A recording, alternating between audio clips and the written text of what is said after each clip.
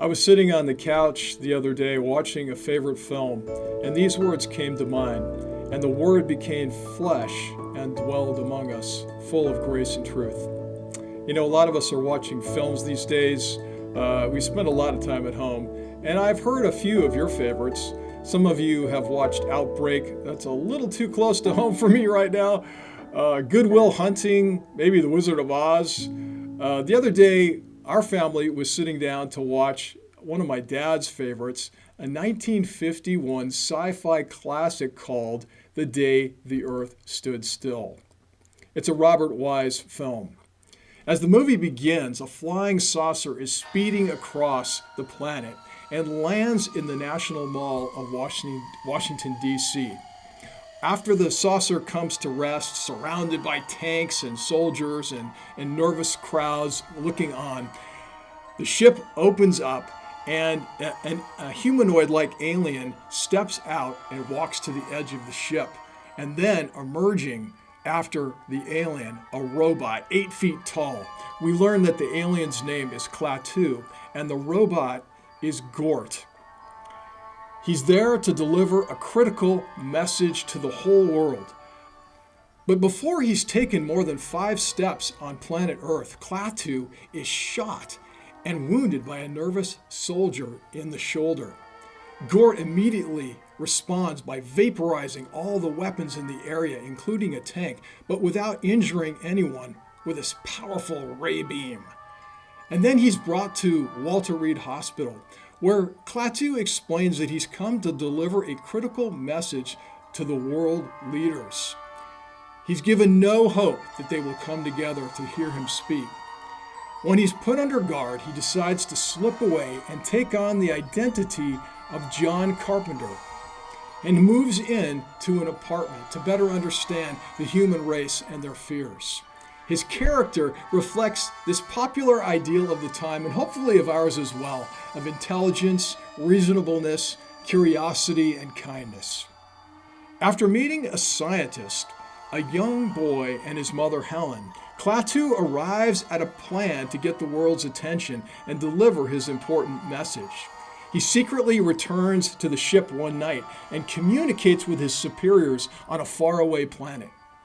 At precisely 12 o'clock noon the next day, Klaatu and Helen are in an elevator when it comes to a stop. Suddenly, he explains to Helen that all around the world, the electricity has been neutralized. Trains, cars, lights, elevators all stop working, and human activity comes to a grinding halt with the exception of critical necessities like hospitals and planes in flight.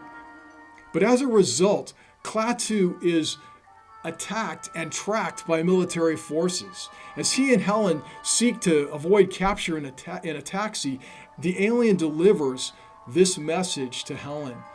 He says, "If anything should happen to me, you must go to Gort and say these words."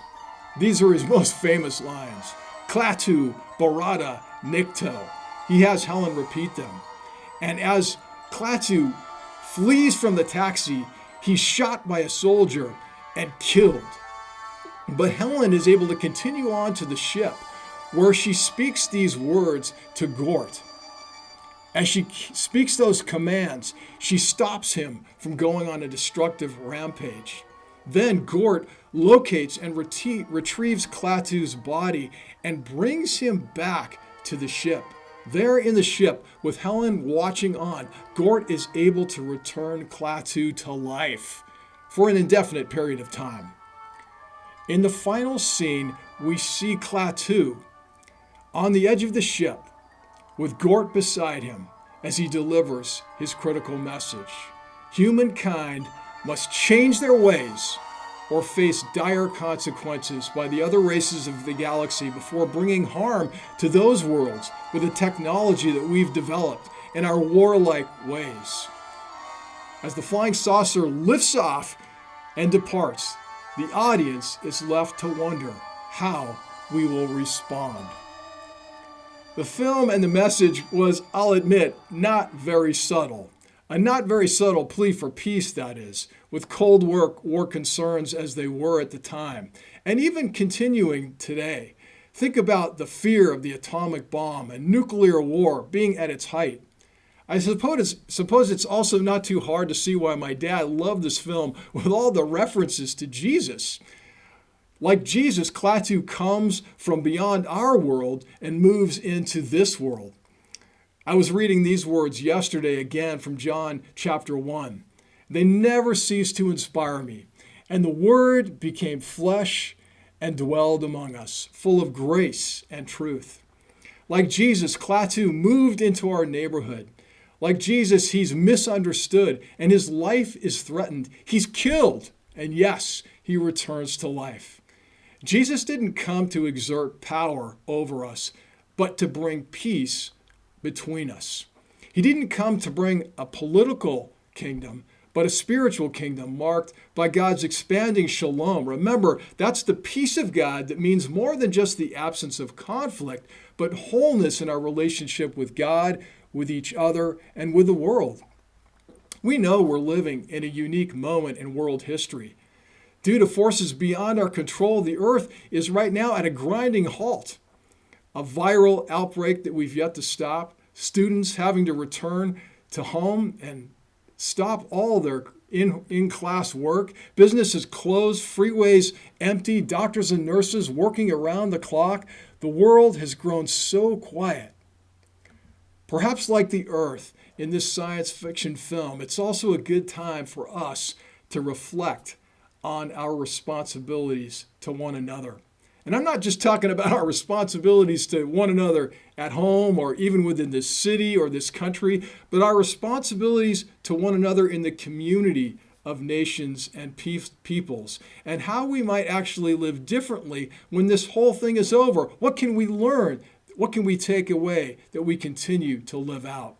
I pray this season will help us to hear more clearly the words of the one who left his realm to become part of our world, the carpenter who died for us and who was risen again to give us the gift of eternal life. After 2,000 years, we still remember one of his most famous Easter lines, "Peace be with you." As the earth is coming to a standstill right now, let's not just repeat those words, but let's actually live them out like this world depends on it. That's a message we need to remember. Let's think about that today.